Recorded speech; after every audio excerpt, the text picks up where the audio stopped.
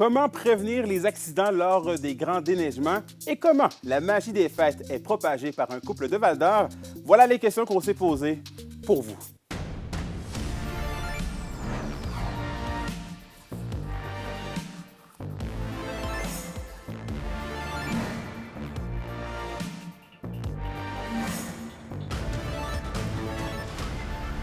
Ici Anthony Dallaire et voici vos informations.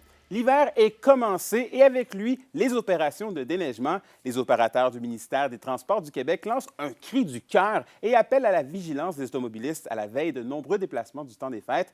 Un reportage d'Alexandre Cabana. Du haut de leur mastodonte large comme 3 voitures, les opérateurs du ministère des Transports, comme Michel, voient trop souvent des automobilistes frôler la mort. Pour ces travailleurs au front, le manque de patience des automobilistes s'accentue au fil des années. Souvent, les gens disent « Ah, une déneigeuse, OK, on peut dépasser, il n'y a pas de danger. » Mais non, on ne les voit pas. La seule chose qu'on voit, c'est devant nous, vraiment devant nous, là, la voie de devant. Ce qui se passe sur les côtés ou en arrière, avec le brouillard de neige, on ne voit rien. Là.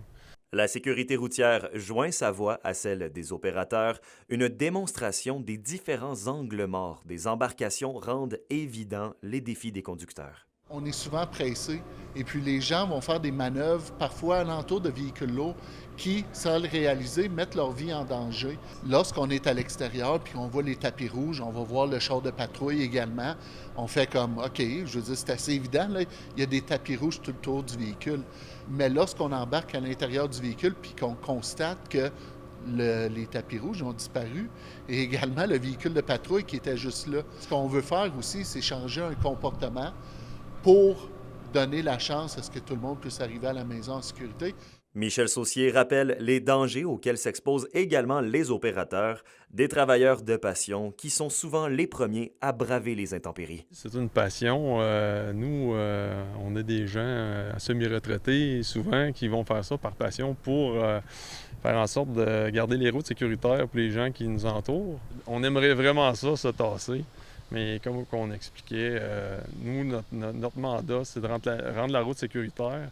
Donc, patience et bienveillance. C'est le mot des opérateurs de chasse-neige du réseau aux utilisateurs. Maintenant, reste à tout un chacun de faire preuve de prudence afin de s'assurer de tous arriver au souper. Alexandre Cabana, RNC Nouvelles, à Rouyn-Noranda. Et à Val-d'Or, une maison de Laurier-la-Rivière attire tous les regards avec son décor enchanteur de Noël. Et Félix Blacquart est allé sur place pour rencontrer les propriétaires. Vous allez pouvoir dire que vous avez fait un voyage au pôle Nord. Petits et grands prennent plaisir à visiter le parcours de Noël de Guylaine Julien et Christian Wids, soigneusement aménagé pour eux. Je pense qu'on a tous les deux tombé dans la marmite de la potion magique de Noël. Ça fait un petit bout de temps. Moi, ça fait depuis que je suis grande même. Avec mes parents, on a décoré. J'ai continué à décorer avec mes enfants. Puis là, je continue à décorer. C'est un plaisir. Qu'est-ce que vous allez chercher là-dedans? Pourquoi vous faites ça? Moi, je pense que c'est la magie de voir les petits-enfants qui sont tout le temps émerveillés quand ils voient un cadeau, le Père Noël, puis ils croient encore beaucoup.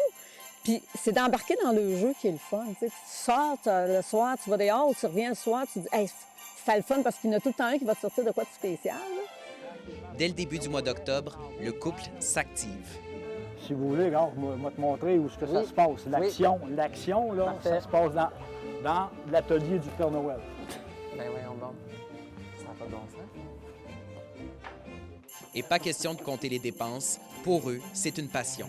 On n'a jamais regardé comme ça. Nous autres, on ne regarde pas ça. Là. Autant, on ne saurait même pas le montant. Puis souvent, ce que je fais, c'est qu'avec les décorations, j'essaie de les réparer, je les recycle. Pour le duo, l'esprit de Noël va au-delà des décorations. Cher Père Noël, j'ai été sage cette année. Guylaine est en effet une alliée du Père Noël. Mais les premières années, j'en avais vraiment beaucoup. Je passais des soirées à répondre. La Mère Noël se faisait aller beaucoup, ainsi que les lutins à brûler à la fin. Non, mais c'est vraiment le fun parce que les jeunes, ils embarquent puis ils m'écrivent plein de lettres. Puis vous imaginez faire ça jusqu'à quand? Eh mon Dieu! Tant que la santé va être là, jusqu'au bout. Ouais. Jusqu'au bout. Le couple accueillera les visiteurs tous les jours jusqu'au début du mois de janvier. Félix Blaquière, RNC Nouvelles, Val-d'Or.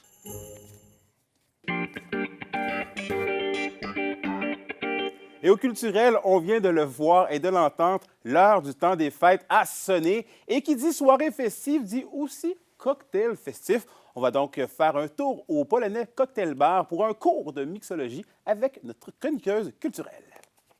Le temps des fêtes est sur le point de commencer et aujourd'hui, j'ai décidé de changer la chronique culturelle pour une chronique cocktail de Noël. Alors, je suis au Polonais pour jaser avec le propriétaire de leur nouvelle thématique du temps des fêtes et aussi pour vous montrer comment faire le cocktail le Mère Noël pour vraiment faire fureur avec votre visite pendant le temps des fêtes. Harold, c'est la première année que le Polonais devient un bar de Noël. D'où vous est venue l'inspiration de créer ça? Dans le fond, on regarde tous les bars à travers le monde, oui. Tous les cocktails bars. On s'inspire un peu qu'est-ce qui se passe dans les plus grosses bars en États-Unis, des fois à Montréal, ailleurs à travers le monde. Puis cette année aussi, on voit qu'il n'y a rien comme ça en Abitibi. Fait qu'on voulait comme recréer un peu, être capable de montrer aux gens d'Abitibi qu'est-ce qui se passe à travers le monde dans les autres cocktail bars. Puis avec mon équipe de mixologues, on essayait de recréer certaines choses, mettons l'After Eight, ça goûte exactement comme le bonbon. Essayer de monter des produits locaux. Puis, on travaille pour offrir aux gens des quoi différents, que ça soit quand même bon, puis que ça les mette plus encore en l'esprit de Noël. Eh bien, merci beaucoup, Harold. Puis là, je pense que c'est le temps d'aller en essayer un. On va aller faire un petit Mère Noël. Parfait. Alors là, aujourd'hui, on vous fait le cocktail le Mère Noël qui devrait vraiment faire fureur pendant le temps des fêtes. Et on a Willington qui est ici pour nous montrer comment faire. Alors, on commence avec quoi? Pour la préparation du cocktail Mère Noël, on va mettre une once de whisky, OK. une once frangelico, demi-once. Ça, c'est quoi? Maraschino. OK. Demi-once. Du Baileys, un classique du temps des fêtes, là. Le liqueur de cacao, demi-once. Tout au complet? OK. Il va être fort, le mien. De la glace. Shake. Il a pas explosé! Oh! Ah, ça sent bon.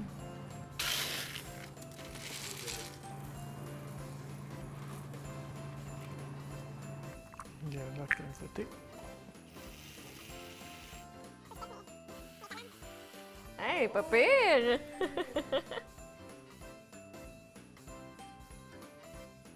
Good job!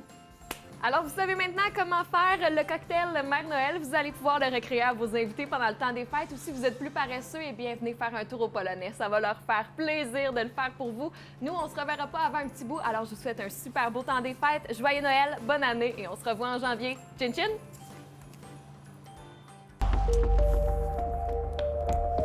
Et à la météo de l'Abitibi-Témiscamingue pour ce soir et cette nuit, le ciel devrait se dégager et il devrait faire particulièrement froid au courant de la nuit, minimum de moins 27 degrés Celsius. Pour la journée de demain, c'est du soleil avec des maximums de moins 20 degrés Celsius. Et finalement, en aperçu pour dimanche, c'est toujours du soleil avec des maximums de moins 17 degrés Celsius. Et voilà, c'était vos informations régionales. Notez que nous serons aussi en pause pour les fêtes, mais votre bulletin nouveau sera de retour en ondes dès le 6 janvier 2025 et j'espère que vous aussi serez au rendez-vous. D'ici là, prenez soin de vous. Bref, c'était Anthony Dallaire. Joyeux temps des fêtes et bonne année!